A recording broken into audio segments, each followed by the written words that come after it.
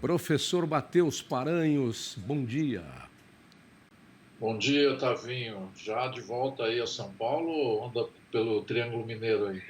Não, de volta a São Paulo, professor. A gente fica 10 dias fora, depois o que tem de abacaxi para resolver.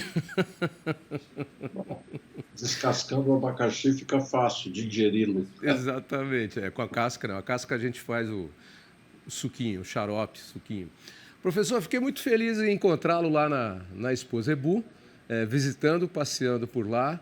E como excelente profissional que o senhor é e profundo conhecedor da zootecnia e da bovinocultura, eu queria saber qual a impressão que você levou de lá na sua saída. A gente conversou até um pouquinho ali, na beira da carreta, mas eu saí muito bem impressionado. Mas eu quero uma avaliação técnica sua. Eu achei que os animais estão, de todas as raças, estavam muito bonitos, com porte excelente, em pista e também lá os animais guardados para negociação e exposição e tal. E eu achei que o nosso nível técnico de melhoramento genético está cada vez melhor, inclusive criando animais mais funcionais, né, professor? Porque eu me lembro que um tempo queriam que o touro Nelore tivesse lá 1.200 quilos, 1,2 toneladas e 300. Só que aí o animal não ficava funcional. Na hora de fazer o serviço no campo, como todo bicho muito pesado, ele baqueava e não fazia serviço direito. Hoje são mais funcionais. As fêmeas também, durante um tempo, elas perderam a característica feminina e, de tempos para cá, elas têm recuperado aquela feminilidade que tem que ser característica da fêmea, né? Porque ela é uma mãe natural. Então, eu queria que o senhor me avaliasse esse trabalho que a BCZ já vem fazendo há décadas, e que é uma das pontes aí do melhoramento genético no Brasil.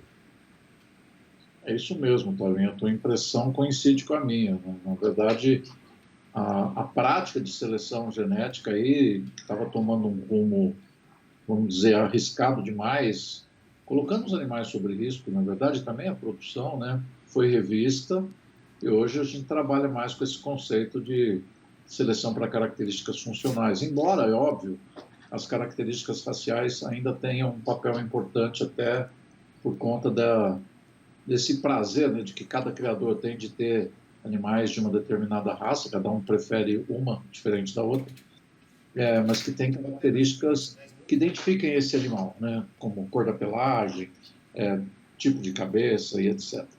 Mas, de fato, melhorou muito, não só nesse aspecto, melhorou também a organização das exposições, que antes tinha uma condição que não era tão favorável para os animais. Hoje tem uma preocupação de preparação prévia antes de levar um animal para a exposição, uma preocupação de organização na recepção da equipe que está lá cuidando dos animais, fazendo toda a parte de limpeza e manutenção das áreas onde os animais estão alojados. Então, isso é um avanço importante. Ainda tem alguma coisa para melhorar, viu, Tavinho? Tem. Tem. Por exemplo, lá mesmo teve a prova de leite lá, do torneio leiteiro, é um tema que o Ministério da Agricultura, um tempo atrás, regulamentou para minimizar interferências, né, na própria produção, fazendo, vou usar uma expressão aqui, turbinar a vaca para ela dar o máximo de leite Isso. possível, limitando isso, é um avanço importante, mas ainda, na minha opinião, ainda há algo para mudar, para tornar isso mais próximo do que seria natural numa fazenda leiteira, por exemplo. É para proporcionar, né, professor, se me permite participar, de um bem-estar animal da vaca, porque aquela produção num torneio leiteiro, o senhor falou turbinada, é turbinada ou bombada, tanto faz. Mas ela é incentivada e estimulada no sentido que não é aquela realidade da vaca no dia a dia na fazenda. Então, eu acredito que isso deve forçar um pouco o animal, apesar das regulamentações do Ministério da Agricultura e tal, de hoje ser mais cuidadoso, ter tudo mais com cuidado, mas aquilo não é natural. Então, a vaca produzir lá que nem 80 quilos, aquela que produziu lá 80,3 quilos de leite, né, aquela giro leiteiro, não é a média dela. A média dela numa fazenda é o quê? 30, 35. Esse é o dia a dia dela, né? E que é uma média muito boa. Pumba! Então, de fato, você pegou um ponto importante, a gente artificializa demais. Eu acho que a regulamentação aí do Ministério ajuda, mas Agora nós estamos na fase de conscientização dos próprios criadores, dos técnicos que assessoram eles e também das próprias associações, né, de criadores, de dele definir melhor como isso deve ser feito para representar, de fato, o potencial que um animal tem de produzir em condições normais no campo.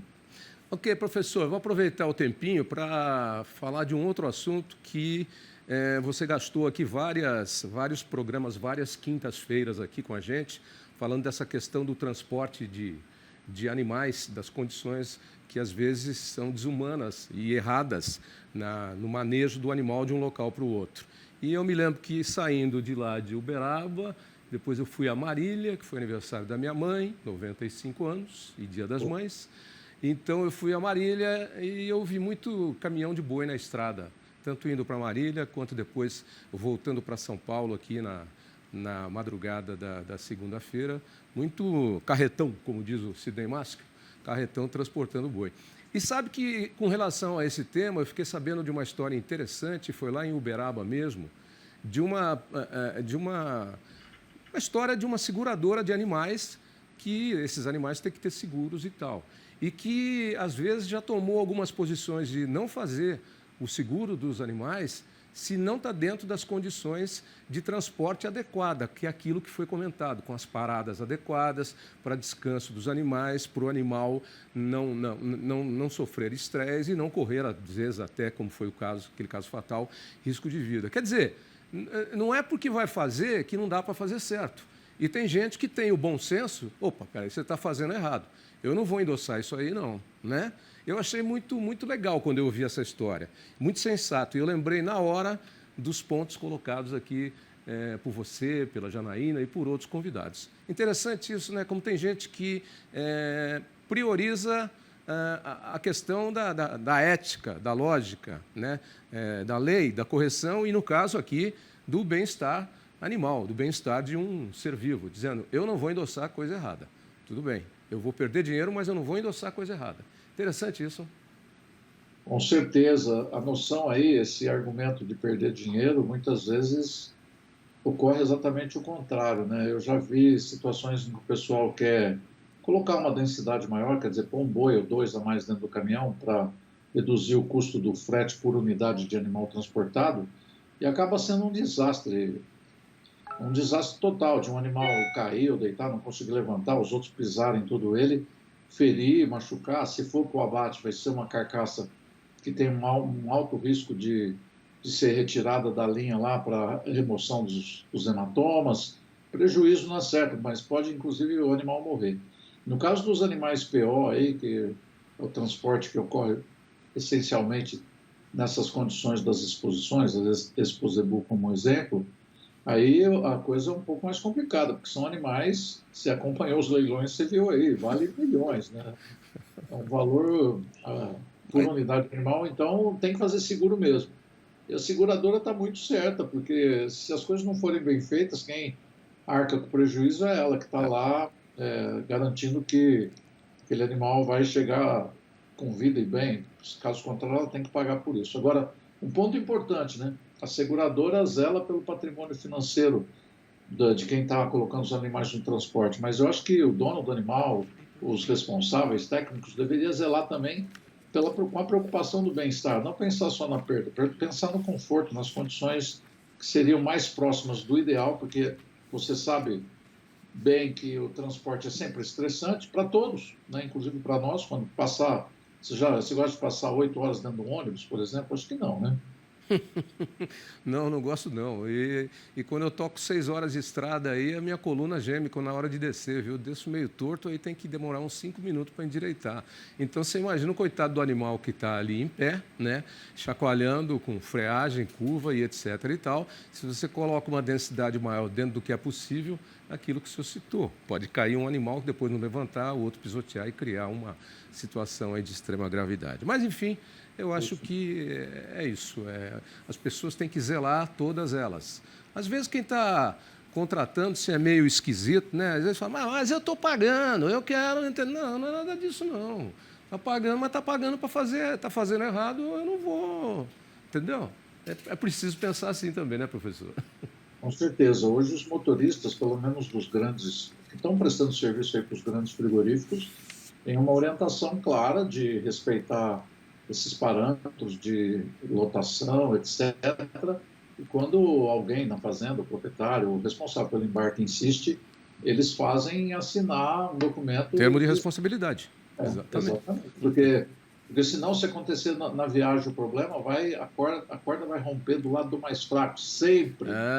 Exatamente, vai arrebentar do lado do mais fraco. E aí, depois aquela, não, eu falei para ele tomar cuidado, falei que não sei o quê, mas às vezes a conversa vem ao contrário. Não, pode ir, amigo, toca assim que não vai dar problema, não vai dar problema. Não dá a primeira, não dá a segunda, a terceira, um dia dá. Então é melhor tomar cuidado já preventivamente na primeira vez, e sempre. Ok, professor? Até a semana que vem, então, um bom final de semana. Estou adiantando, já hoje é quinta. Todos aí, vamos sempre seguir o princípio da precaução. Cuidado. Cuidado, porque a vida é frágil, seja ela qual for, de quem for e de qual ser vivo for. Tchau, professor. Até a semana que vem. Até.